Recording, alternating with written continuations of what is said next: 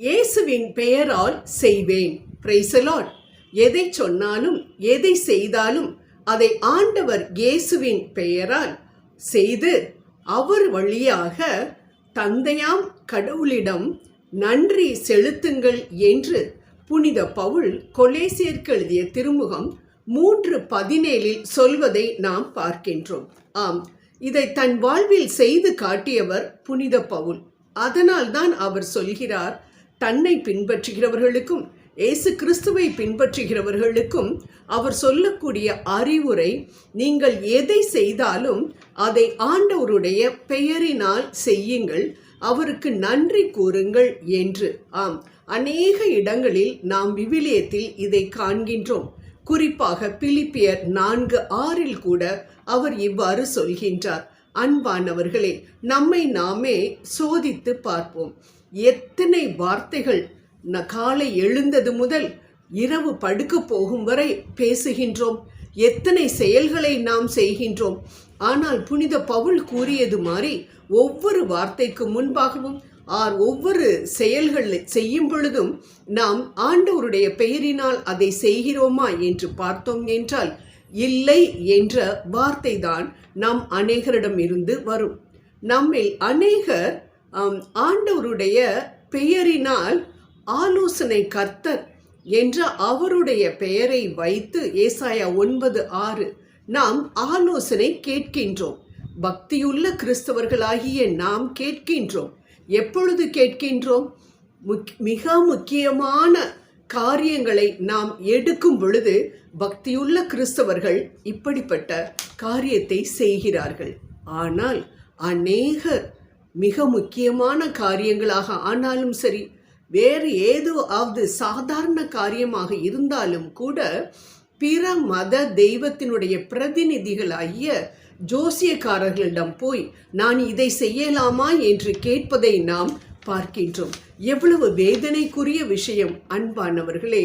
நாம் நன்றாக யோசித்து பார்க்க வேண்டும்.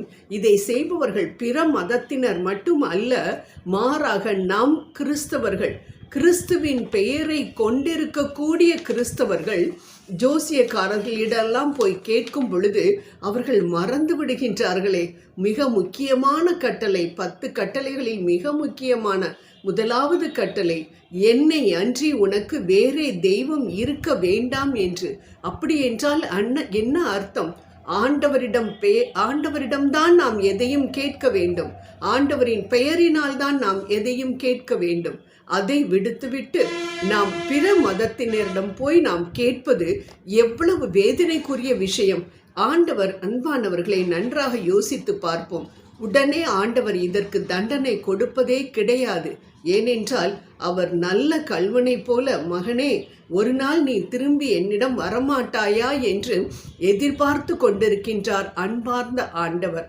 ஆனால் இறந்ததற்கு பிற்பாடு 2ஆம் முறை அவர் இந்த உலகத்திற்கு வரும் பொழுது நிச்சயம் நீதிபரராக தான் வருவார். ஏனென்றால் அவருக்கு ஏற்ப, அவரது கட்டளைகளுக்கு ஏற்ப நடந்த பிள்ளைகளுக்கு அவர் பரிசு கொடுக்க வேண்டுமே.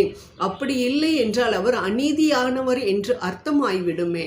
அதனால் அவர் நிச்சயம் ஒவ்வொருவருடைய செயலுக்கும் ஏற்ப அதற்குரிய பலனை கொடுப்பார். 2வது முறை நீதியுள்ள நியாயாதிபதியாக வரும்பொழுது என்பதை மட்டும் நாம் மறக்காமல் இருந்தோம் என்றால் போதும். இப்படிப்பட்ட காரியங்களை செய்யாமல் எதற்கெடுத்தாலும் நாம் ஆண்டவருடைய நாமத்தினால் ஆண்டவரிடம் இருந்து ஆலோசனை பெறுவோம், ஆண்டவரிடமிருந்து காரியங்களை பெற்றுக்கொள்வோம். ஆம், அவருடைய பெயர் வல்லமையின் தெய்வன்.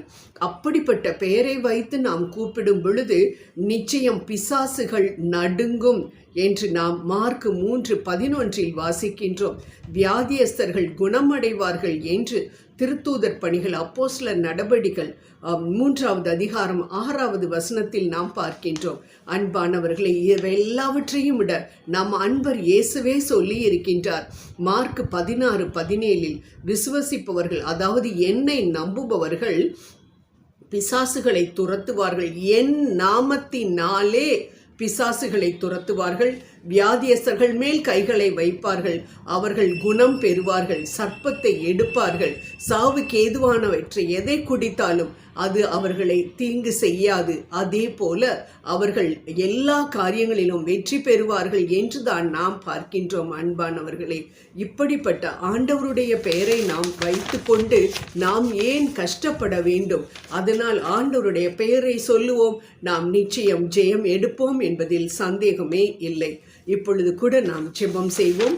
அன்பின் ஆண்டவரே, தகப்பனே, அப்பா, இதோ நான் ஒவ்வொரு நாளும் அதிகாலையில் எழுந்தவுடன் உமது நாமத்தினால் நான் இந்த நாளை நான் கடத்த வேண்டும். ஆண்டவரே, ஒவ்வொரு செயலையும் ஒவ்வொரு வார்த்தையையும் நான் உமது பாதத்தின் அடியில் அந்தந்த நேரத்தில் வைக்க முடியாதாகையால் நீர் எவ்வாறு அப்பாவிடம் அதிகாலையில் எழுந்து ஜெபித்து நீர் அனைத்து காரியங்களையும் அப்பாவிடம் ஒப்படைத்தீரோ, அதே போல நாங்களும் கூட எங்களது காரியங்கள் ஒவ்வொன்றையும் இதோ இந்த நேரத்திலேயே இந்த நாளை அப்படியே உமது கரத்தில் நாங்கள் கொடுக்கின்றோம். ராஜா, நீரே எங்களை இந்த நாள் முழுவதிலும் வழி நடத்துவீராக.